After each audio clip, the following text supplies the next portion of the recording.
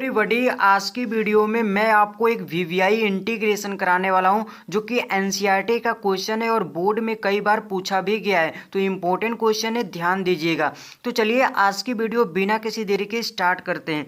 मेरे भाई क्वेश्चन दिया गया है इंटीग्रेशन लिमिट 0 to π/4, ऊपर है sine x into cos x divided by cos x के पावर 4 प्लस साइन एक्स के पावर 4 इंटू डी एक्स दिया गया है और इसी का हमें समाकलन करना है। तो सबसे पहले हम क्या करेंगे, दिए गए इंटीग्रेशन को आई के बराबर मान लेंगे। तो लिखेंगे यहाँ पर सिंपल आई बराबर इस इंटीग्रेशन को, तो इंटीग्रेशन लिमिट 0 to π/4, ऊपर क्या है sine x into cos x divided by cos x के पावर 4 है, ठीक है, और प्लस का साइन एक्स के पावर में भी 4 है, तो इसको भी लिख लेते हैं, और इंटू में डी एक्स है। इतना करने के बाद अब हम लोग क्या करेंगे, नीचे से कॉस एक्स के पावर 4 को कॉमन कर लेंगे, ठीक है। और कॉमन करना मतलब होता है भाग देना, याद रखिएगा।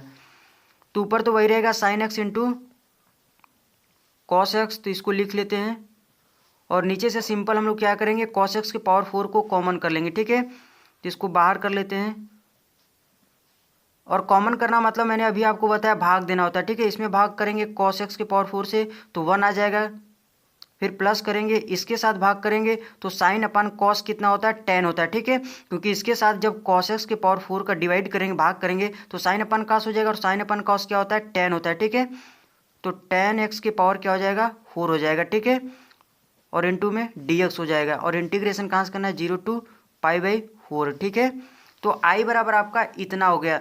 दोस्त एक कॉस से एक कॉस कट जाएगा, यहाँ पर 3 कॉस बचा, एक कॉस साइन के नीचे भेज देते हैं, तो साइन अपन कॉस कितना होता है, 10 हो जाएगा, ठीक है, 10x हो जाएगा। और नीचे अब कितना बचा, 2 कॉस, यानी कॉस स्क्वायर एक्स बचा, ठीक है। और इसको ऊपर ले जाएंगे तो क्या हो जाएगा, 1 अपन कॉस क्या होता है, सेक होता है, ठीक है, यानी सेक स्क्वायर एक्स हो जाएगा, ठीक है।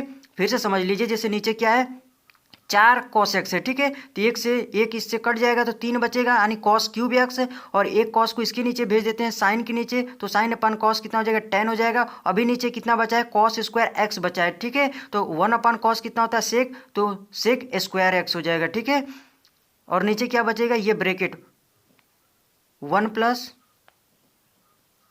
10 की power 4 x into D x, ठीक है मेरे भाई। और इंटीग्रेशन लिमिट 0 to π/4 तो आपका रहेगा ही, ठीक है।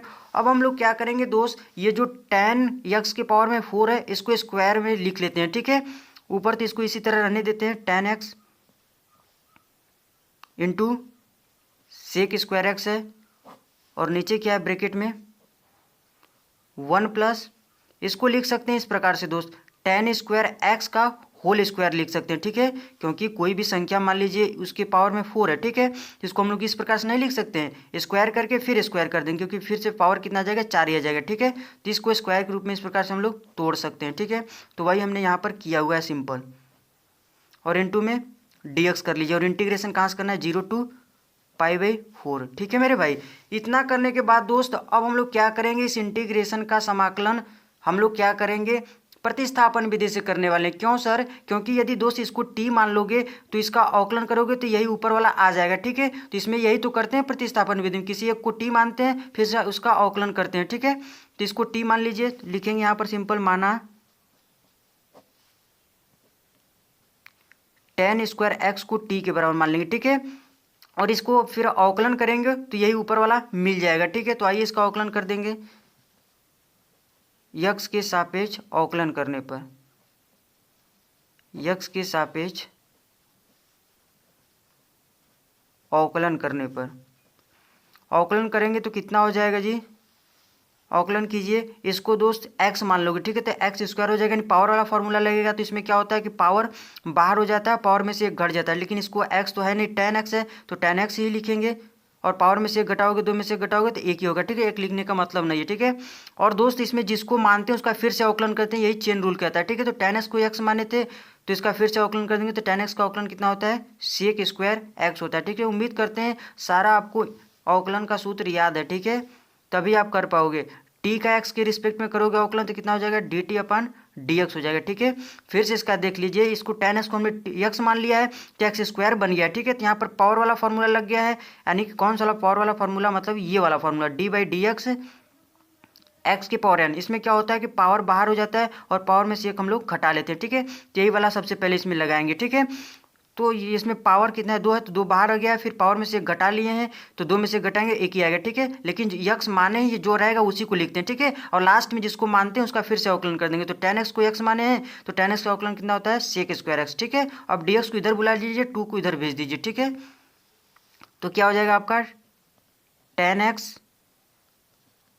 sec स्क्वायर x dx हो जाएगा, और इधर गुणे में तो इधर आके बटे में हो जाएगा 2, ठीक है। 1/2 इंटू डी टी हो जाएगा। यानी कि फ्रेंड्स इतना के स्थान पर हम लोग 1/2 डी टी रख सकते हैं, ठीक है। यहाँ पर आप देख सकते हैं यही है अंश में, ठीक है। tan x into sec square X into D X, और इसका मान हम लोग कितना निकाल चुके हैं, 1/2 डी टी, ठीक है।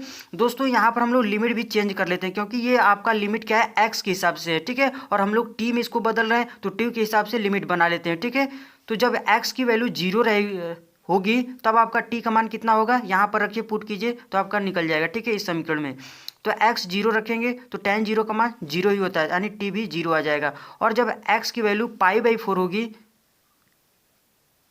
तो t का मान कितना होगा, यहाँ पर रखिए π/4, tan π/4 मतलब 45, 1 होता है, तो t का मान कितना हो जाएगा, 1 हो जाएगा, ठीक है। यानी अब लिमिट कितना हो जाएगा मेरे भाई, 0 से 1 हो जाएगा। कितना हो जाएगा, 0 से 1 हो जाएगा, ठीक है। तो अब हमारा इंटीग्रेशन को लिख लेते हैं। इंटीग्रेशन इतना tan x into sec square X into D X के स्थान पर लिख सकते हैं हाफ डी टी। तो हाफ क्या है, कांस्टेंट है 1/2, तो इसको बाहर कर लेते हैं, फिर डी टी हो जाएगा। और नीचे क्या है, 1 प्लस tan स्क्वायर एक्स, और tan स्क्वायर एक्स को हमने क्या माना है, टी, तो टी कर देंगे, फिर स्क्वायर लगाए तो स्क्वायर हम भी लगा देते हैं जी। और लिमिट कहाँ से लगाना है आपको, 0 to 1 कर देना है, ठीक है। 0 to 1 हो जाएगा। दोस्त इसको ध्यान से देखेंगे तो ये विशिष्ट समाकलन का फॉर्मूला है, ठीक है। यदि आपको नहीं समझ में आ रहा है तो यहाँ पर हम लिख दे रहे हैं, आपको समझ में आ जाएगा, ठीक है, कि कौन सा फॉर्मूला लग रहा है। तो इंटीग्रेशन dx अपान ए स्क्वायर प्लस एक्स स्क्वायर होता है, तो इसका समाकलन होता है 1/a tan इनवर्स x अपान ए, ठीक है। दोस्त क्या ये इस फॉर्मेट का ये नहीं दिखाई दे रहा है, यहाँ पर हम 1 के स्थान पर क्या कर सकते, 1 की पावर में 2 कर सकते हैं, ठीक है। तो बस ये इस फॉर्मेट का नहीं दिखाई दे रहा है, दिखाई दे रहा है, ठीक है। बस अंतर किस बात का, एक स्थान पर यहाँ पर 1 है और x के स्थान पर t है, ठीक है। तो यही वाला फॉर्मूला यहाँ पर हम लोग लगाते हैं, सिंपल। तो 1/2 बाहर तो रहेगा ही, 1/a करेंगे और एक कंपेयर करोगे तो a की वैल्यू क्या मिलेगी, 1 मिलेगी। तो 1/1 करने का कोई मतलब, क्योंकि 1 ही आएगा। और इंटू में क्या करना है आपको, tan इनवर्स x अपान ए, और x यहाँ पर क्या है, t है, तो t लिखेंगे, t अपान ए कितना है, 1, तो 1 नीचे लिखेंगे, फिर भी t ही आएगा, ठीक है। अब इंटीग्रेशन हो चुका है, लिमिट रख देते हैं, ठीक है। तो लिमिट कहाँ से कहाँ तक है, 0 to 1 है, ठीक है। लिमिट कैसे सॉल्व करते हैं, सबसे पहले अपर लिमिट माइनस का लोअर लिमिट करते हैं, ठीक है। तो कर दीजिए, तो tan इनवर्स अपर लिमिट कितना है, 1 है, ठीक है। तो 1 रख दीजिए, माइनस का लोअर लिमिट, तो tan इनवर्स लोअर लिमिट कितना है, 0, तो 0 कर दीजिए। अब इसको सॉल्व कर लीजिए दोस्त, आपका आंसर आ गया है, ठीक है।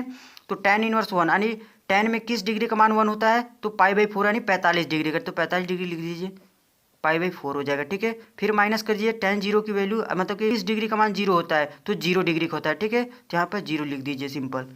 अब इसको π/4 में से 0 घटाओगे तो π/4 ही आएगा। अब इसको ये दोनों को गुणा कर लीजिए, आपका आंसर आ जाएगा, ठीक है।